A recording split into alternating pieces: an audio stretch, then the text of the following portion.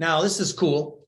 This is called the TPR website. I encourage everybody to simply click on this and go to this website and start poking around, right?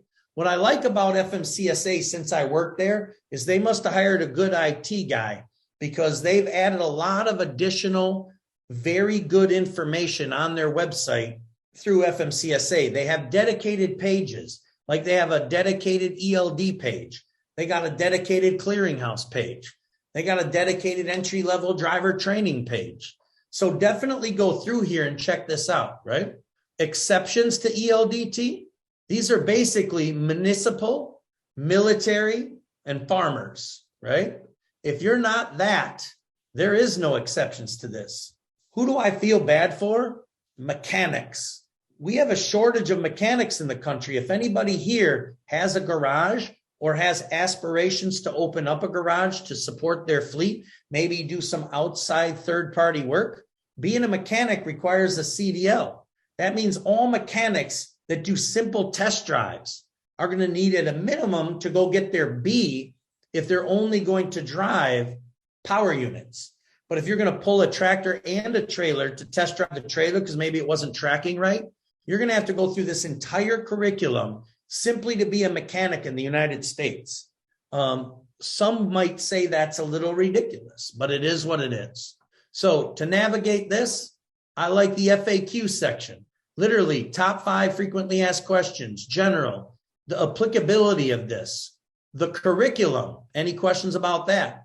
But you see, even though they published the regulation, as of today's date, and they're going to continue to go through this, what do we have? Maybe 40 questions here, 47, 48, 58. We have about 68 questions that were clearly unanswered in the regulation themselves. It's kind of like having interpretations in the regulation book. They're now coming up with these FAQs.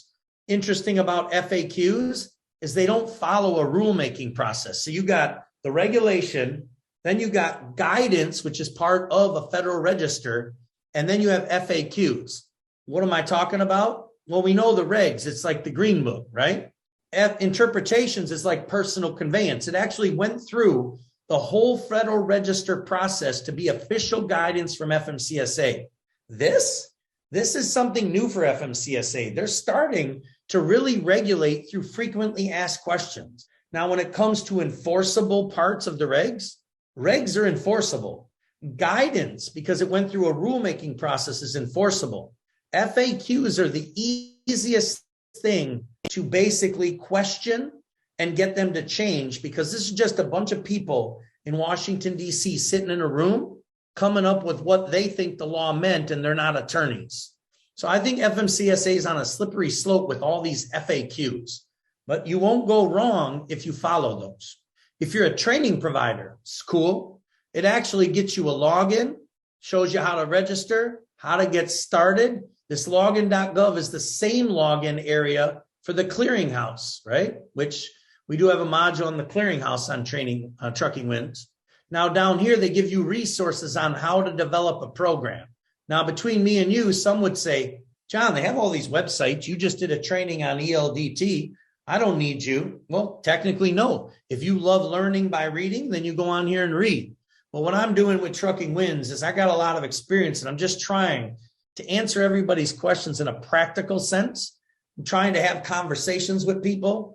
I'm trying to give them the straight answer as to what we face and where we're going in this industry, right? Keeping people up to date.